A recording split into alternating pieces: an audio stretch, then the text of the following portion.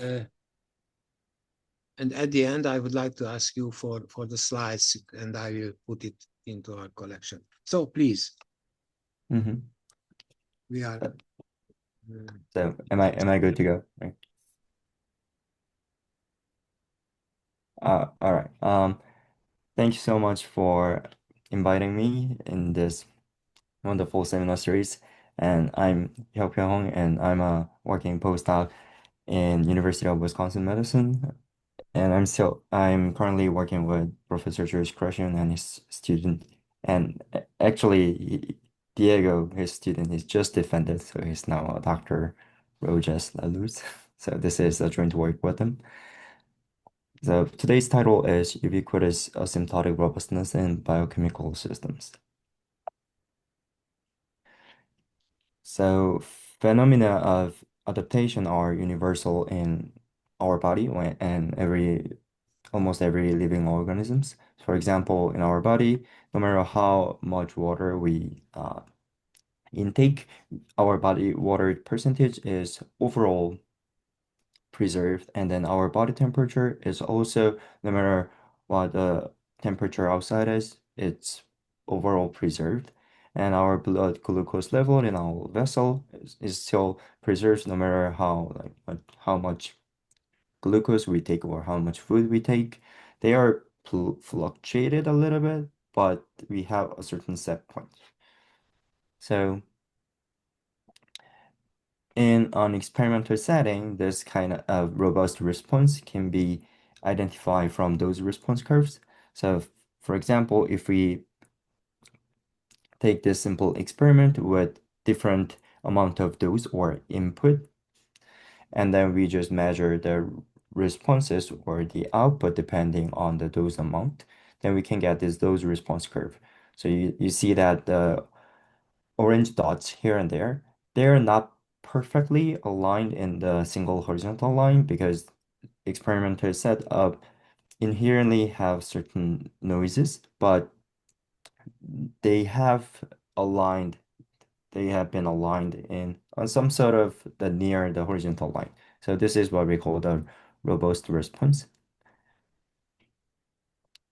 So when we observe such a independence of those, then we say the response is the same or roughly the same.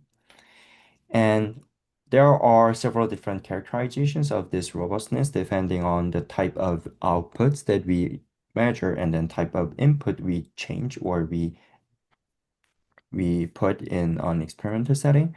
And one foundational thing is the absolute concentration robustness, or shortly ACR. So this is a robustness with respect to initial conditions. So this is one typical examples of the reaction networks showing the ACR property. So we have two species or two variables in the system. So X can meet Y and then they combine, and then X turns to Y, so that now we have 2Y and in the product of this reaction. And then another reaction is that Y can be changed to X.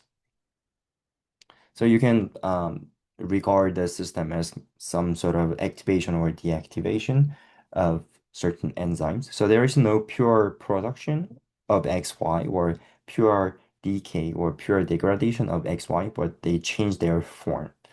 So when we write down the corresponding mass section system in terms of the ODEs, then we get this dynamical system. And as I earlier mentioned, there is no pure degradation or production. We have one conservation law. So the total number of X and Y, they are conserved. So we can write down the steady state equation by setting like 0 at the left-hand side of the set system of ODEs. Then we get the steady state concentrations like this. So when we have enough number of initial values, like x0, when x0 plus y0 is larger than or equal to beta divided by alpha, then we have this steady state concentration. And then when we have less initial values, then we have t comma 0 as the steady state concentration.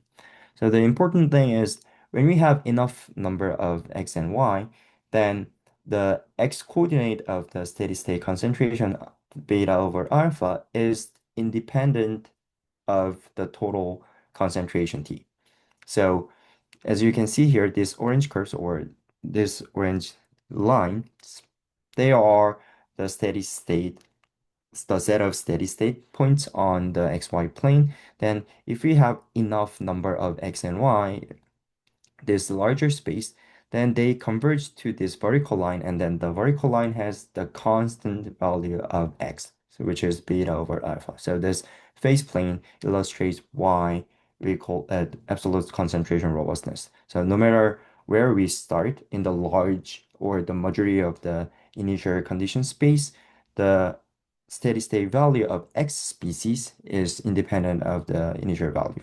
So this is why what we call the absolute concentration robustness. And then this was so influential, so that even science, the introduction of ACR was done by a paper published in Science in 2010. And our goal in this work was to expand the notion of ACR to an equally important, arguably, and practical setup. So coming back to the simple experimental setup of those response curves, then as we already saw, the response curves are not perfectly flat, but they have some go up and down, right? And one question is, so this is our motivation of the absolute concentration robustness. Even when we measure or even when you observe some experimental data that are not perfectly flat, we just think that, well, they have some noises, but they were originated from the perfectly flat line. But we can ask another question like this. What if their ideal starting point was already not perfectly flat, like this green curve or green asymptote? So you can imagine that those red data points or data samples were from the perfectly flat red line, but they could be from the curved like this asymptotic curve of the green line. So we can not practically distinguish those two because anyway we will have eventual noise in the data here and there. So if we just force every like reaction network to have this perfectly flat response curve, then we may not be able to capture such a asymptote in the green color. So our goal is to capture this ideal still green curve in terms of reaction kinetics systems. So here is an example illustrating the notion of asymptotic ACR we deal with in the paper. So this was the previous example. So let me first simply describe how we convert the phase plane to a dose response curve. So basically, we start from several different initial conditions. So in this reaction system, although we can change different like locations on the initial condition space, but what we eventually essentially change is just the total concentration. So no matter where we start from this on this line, we always go to this single steady state. So we just change the T value, the total concentration value, and then see where the corresponding in steady state is. So for example, when T is 3, then our steady state is this one. And then when we record only the X steady state concentration, then our steady state concentration is like this. And if 5 was beta over alpha, then if I start from this T equals 5 level set, then my steady state of X will be this point. And then here's the thing. If I increased the total concentration more and more, although I increased it or I raised the level of this red dotted line, my concentration of X at the steady state will remain the same. So this point will correspond to this point. So if I increase more and more, I will get this dose response curve, which is the perfectly flat, except for initial increment. So if we add another reaction from X to Y to this reaction network, then now this reaction network, this modified reaction network has a little different behavior, but this reaction network has exactly the same conservation law because still there is no pure degradation or pure production of species. But now our steady state manifold is changed to this curved orange line. So this is not the perfectly straight line, but now they are a little bit more escalated from this perfectly vertical and horizontal line. And if I do the same thing, then I'll get this a little curved orange line. So in the dose response curve space. So you can see that if I increase the level of T like this, then their steady state value of X will not perfectly flat. So the level of this square and then this pentagon, they have different level, but still we can see that they are not practically like distinguishable, right? Because they have so similar while the level, and then eventually they will converge to a finite value. And one may argue that the one below is not completely independent of T, but neither is the first one. So when we look at the first one, because we have to discard the initial increment, the first one is not technically completely independent of T. So they are practically indistinguishable. So we wanna shift our interest and focus on the second type. And if we uh, use the criterion or the standard to capture the ACR network, the perfectly flat line network, then we will be missing such an asymptotic stability of the reaction network. And besides the toy example that I showed you, there are many biologically relevant networks with this asymptotic ACR. So we as I showed you in the title, we would say this is an ubiquitous phenomena. So this is another more complicated example with 9 species or 7 or 9 species. And it is known that this network has the ACR property with the species Y sub P. So even when we change the steady state concentration of the initial values, the steady state concentration for the species Y sub P is always a constant independently of the choice of initial values. So in this reaction network, because there are two conservation law now, although we have many species, we eventually vary two independent parameter or two independent directions because um, altogether those seven species, they are included into the conservation law conservation law about X related species and then conserved quantity about Y related species. So we can simply change only two different species, X and Y, and then look at the level of steady state. So as you can see, when we change the value of X and Y as an initial condition, then this Y sub P species has the exactly flat line F except for the initial increment over there. But if I look at, even in the exactly the same network without any modification, if I look at another species, X sub py, then the steady state level of X sub py is now not perfectly flat. So you can see those dotted line, they have a little smoother corner over there.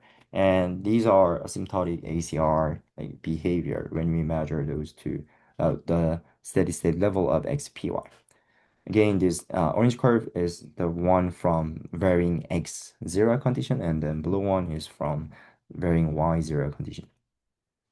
So these are the two concentrations, total concentration, X related or Y related thing. And as I did for the toy example, I again added a simple reversible reaction from XP to XT.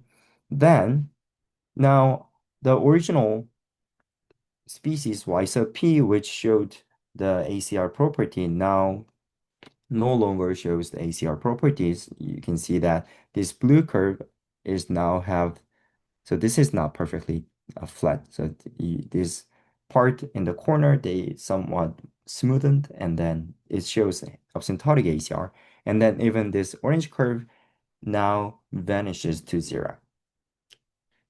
But when we look at XPY species, which was originally showing this as a asymptotic ACR property, then it is still showing the asymptotic ACR property for XPY for those two curves. So asymptotic ACR by nature or by definition is a more generous condition than just ACR, because asymptotic ACR allows to be approximate or asymptotic compared with the perfectly flat ACR nature or definition. So it's less fragile and more persistent when we change the networks like this. And we can do this surveys for every choice of the input and output species, as we saw in the dose response curve. And there is another important distinction between the conventional ACR notion and then asymptotic ACR. So I'm not saying that asymptotic ACR is superior than the conventional ACR, because conventional ACR itself is a stronger condition, because we wanna see the constant steady state level independent of the initial condition with respect to all the initial conditions in terms of the conventional ACR. But when we look at the asymptotic ACR, this is the property with respect to a single each input species. Because when we say something is asymptotic, then we have to fix what, like, one-dimensional single parameter we wanna vary or we wanna increase to infinity, or we wanna make them go to a certain point. So by doing this, we can make a table. This steady state response table show up like this, and then there are many AACR. So AACR stands for asymptotic ACR, and then this blue one ACR is the conventional ACR, and you can see that all the rows in this single column have the ACR because that's the nature of the ACR. So whenever you have ACR, ACR is for all the input species. But asymptotic ACR can be only a portion of some rows and columns here and there. And you see there are many repeated patterns, which we call it just block structure. And then these block structure are natural because, as I said, although there are in total 7 species, there are essentially two things or two independent parameters that we change. So one is X total and the other one is Y total. So when we change those three X-related species or Y-related species concentration, then they only change total X concentration, and they only change total Y concentration. So it seems like there are only two different things, but for if we change this species XPY or XTYP, then because those species contain X-related and Y-related ingredients at the same time, so when we change those things, then they increase both X and Y total. So that's why we have this three-dimensional, not three-dimensional, but three different groups in their block structures. And then what I want to notate here is that because when we change certain input species, all the other things are maintained, they are leveled. So you may think that because they make a certain ceiling for the output species. So for example, if I increase the level of X, then level of Y related species are the same. T sub Y is conserved. So you may think that the asymptotic ACR behavior are inevitable or very obvious phenomena because of the ceiling made by the fixed total value. But that is not always the case because even when we increase the total value of X-related species like steady states of X and steady state of XT, they are showing the asymptotic ACR. So these phenomena of ACR is not just a saturation, I would say. It's not just a saturation, but they have a certain very structural like machinery to maintain their level with certain positive finite value, not just infinity or not just zero. So there are a couple of more examples of asymptotic ACR, and the previous example has ACR core, although we modified it because the example was known to have ACR species Y sub P, but these two networks do not have any ACR species. But when we survey the steady state response tables like this, then now you see that there are many asymptotic ACR show up here and there. So when we made this table, we just like did it numerically. So depending on some parameter regions, they might change a little bit, but that's the ubiquity of ACR phenomena will be preserved like this. And we have a theoretical guarantees why we have such a frequent occurrence of AACR. So roughly speaking, if there is any positive conservation law, then many asymptotic ACR have to show up. So that's a rough statement, the rough version of the statement we proved. So if I illustrated this one, then again, deal with this example with ACR core. So in this example, we had two conservation law, X related and Y related. And let's say we change some values in. We are looking at this five first species, XXT, XP, XPY, XTYP. Those are those five species are in the support of the X total X concentration like this. And if we consider X steady state, the steady state value of X is determined by the total concentration of X and total concentration of Y. And then there are many different parameters case, but they are just fixed parameters in this discussion. And then imagine we make Y sub 0. That means we make this total concentration of Y go to the positive infinity. Then, because the value of X steady state is bounded above by this total concentration of X. So no matter what value Y of 0 is, the curve, the dose response curve we can make for this steady state of X species is bounded above by this horizontal line. So they can fluctuate a little bit, but anyway, when we increase the Y values, they have to converge to a certain value. So then one natural question is, can this curve oscillate? So this is not obvious. So it turns out that those response curve cannot show oscillation, and that's why we were able to prove that this X steady state goes to a positive fixed value. But this is not obvious. This is something that we have to prove. So I don't think I'm gonna show you the full proof why it cannot show oscillation, but briefly speaking, we can certainly prove that under the assumption that every conserved quantity or every stoichiometric class has a unique steady state, the function parameterizes this X steady state is an algebraic function. So we can show that this is an algebraic function when we have a large number of initial condition. Then the algebraic function cannot show oscillation because they have infinitely many roots in their derivative. So that's how we were able to show the second condition, X steady state cannot show oscillation. And the third question we can ask is that, can this value go to zero? And the answer is technically yes. So we don't want to call this vanishing phenomenon as asymptotic ACR.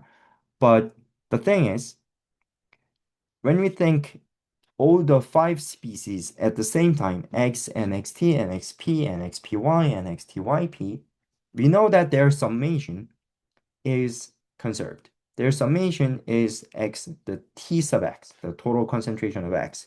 So although X itself as a single participant in this group, it can go to zero. That's true. But altogether, those five species cannot simultaneously go to zero because that breaks or that contradicts to the fact that their summation is always T sub X. So that's why there are at least some species, at least one species that shows no oscillation, bounded above, and then doesn't go to zero, which means it reaches to a finite positive fixed value.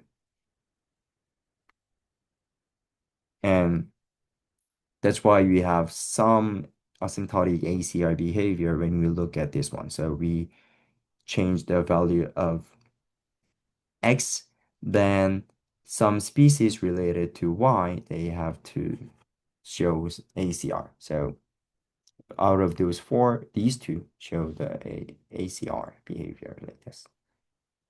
And then when we change the contributor for Y, then X-related species, they have to show AACR. And then although we proved that there are at least one, but practically we observed much more AACR instances. And then this question is what I just addressed in the last slide. Are these AACR consequences of just a saturation by the ceiling of total values? And that is not always the case because even when we increase the X values, so there is no technically ceiling or upper bound for these steady state concentration of X and steady state concentration of XT, they can still show AACR behavior like this. And also, we set up an algebraic procedure. So we were not brave enough to call it algorithm because this is not as constructive as we intended. And it sometimes fails, but we have a pretty good procedure to fully identify the steady state responsive, very precise value parameterized by the system parameters. So let me illustrate this procedure with the choice of this input that we change the value of X or T sub X, and then we want to see the steady state value of XPY. So we first set up the system of ODs. But our interest is the steady state equation, so we just set all the left-hand side 0. And then because this notion of asymptotic ACR and then even the conventional ACR, they do not have dynamic feature.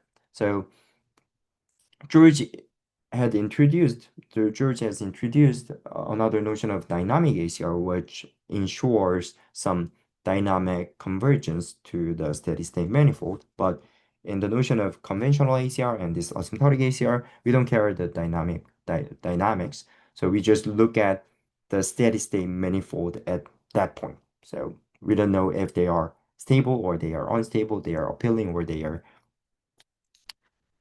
like they are diverging. So we are just looking at the steady state equation by setting up the left-hand side RO0. And then we can do some simplification.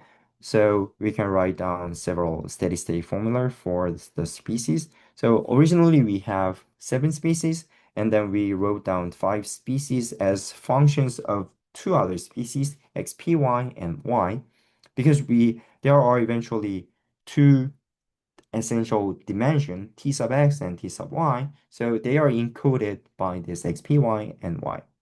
So this is not a unique combination. So you can do the other way around. Like we have 7 species, then we can pick 2 species and other 5 species to make this steady state formulas. And then our question is, do we know this function, this steady state response? So bar is the same as the superscript SS. So this is the steady state value of xpy. Then can we make a perfect parameterization or a perfect function for this steady state of xpy? So we can try it. From the steady state formula, then we can, because t sub x and t sub y, they are the sums of these x species and y species, and we can plug those values or those expression into t sub x and t sub y. So we can just do algebraic computation with a couple of lines of the equation like this, then t sub x is this one and t sub y is this one. So simply speaking, these are combinations of parameters, kinetic parameters, and then xpy and y. Again, t sub y is a combination of parameter y and xpy. So if I just lump everything with simple notation A, B, C, D, then t sub x is this one and t sub y is this one. So they are simple functions of y and xpy.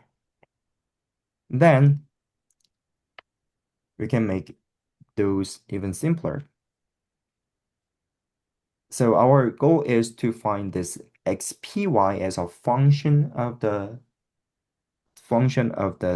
total concentration of x. So I just simplify all the function like this. Then we get this quadratic equation. So I have this equation and I have y parameterization. So I plug this function, this expression into y. Then we get this parameterization or this steady state equation for xpy. Then this is a certainly quadratic equation, and we can solve it because we have the root formula for the quadratic equation.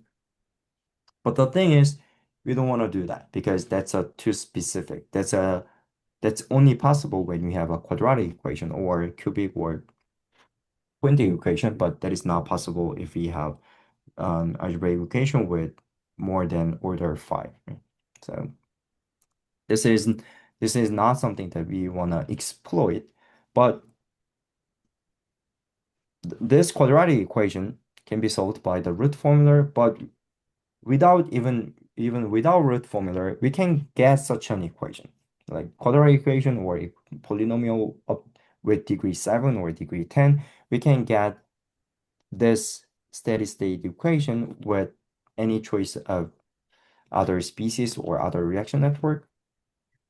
So we want to look at this implicit function without expressing this xpy as a function of the total concentration of x. So instead of like simplifying all this thing, we just let this as a function p.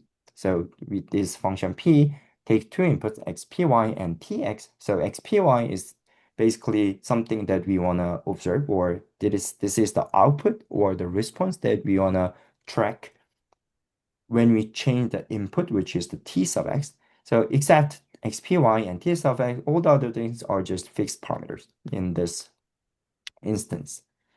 So this is a generic function px comma lambda, and we can write down this px comma lambda as q of x times lambda to the power of n plus r of x comma lambda. So this is simply the separation between the highest order term of lambda and then the remainder. So in this case, because lambda is t sub x, and in terms of t sub x, the highest order term is this one, t sub x to the power of 1. So our qx function is this one, and then all the others are remainder.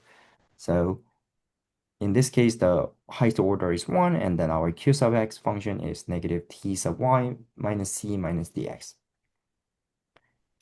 And then, again, this is something that we have to prove, but it turns out that when lambda goes to infinity, t sub x goes to infinity, this quantity, the steady state value of txpy, our response of interest, must be a root of q sub x.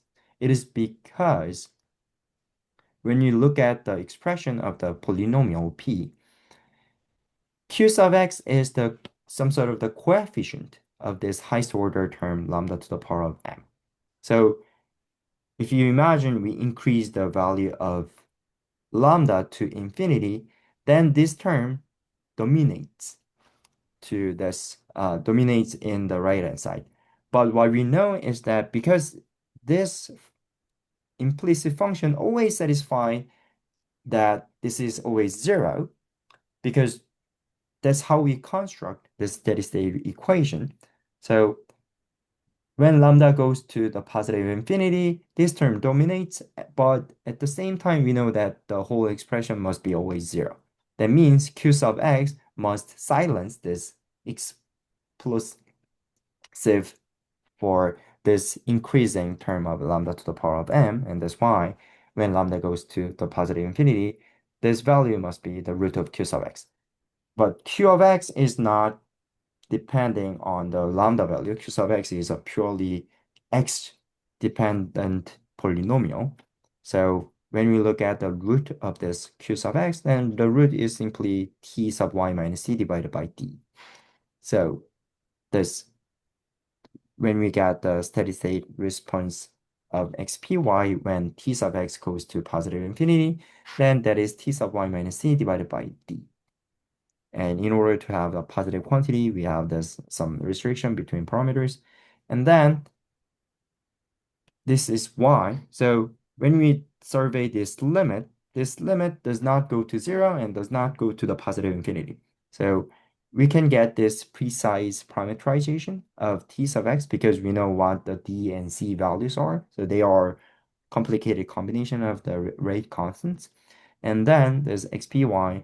We can say xpy admits asymptotic ACR because its limit is a non-zero positive fixed value. So this shows asymptotic ACR with respect to x and xt and xp. And that's why we get this asymptotic ACR value on the table like this. And so there was the main story of the talk. And then let me show you another interesting counterintuitive characteristic of asymptotic ACR. So this example was from the example that I showed you with the ACR property of y sub p. So in this picture, in this reaction network, what we changed it were x0 and y0. But what if we change x and y together? So when I say varying x0 and y0, it basically means that I change the initial value of, for example, xpy, this one, because xpy contains x and y together. If I increase the initial value of xpy, then I increase the value of x0 and y0 together, or t sub x and t sub y together. For the ACR species, it still show the perfectly horizontal flat line because by definition, ACR must show the flat response for every initial condition. So no matter where we plot it, we always have the flat line. But if I do the same thing for xpy's steady state, which was showing asymptotic ACR with respect to x and with respect to y, but you can see that it does not show asymptotic ACR with respect to x and y simultaneously. So when we first observed this one, we were kind of shocked, and then we were trying to understand why this was happening, and then Balazs also was helping us to illustrate it in a three-dimensional picture. And then this is a nice three-dimensional illustration why this happened. So in the perfectly flat picture, so this is the steady state level of yp with respect to x0 and y0. This is three-dimensional, two-dimensional surface embedded in the three-dimensional space. But if we draw the same thing for xpy, then you can see this some sort of one corner of a pyramid shape structure then this two-dimensional surface looks like a mountain.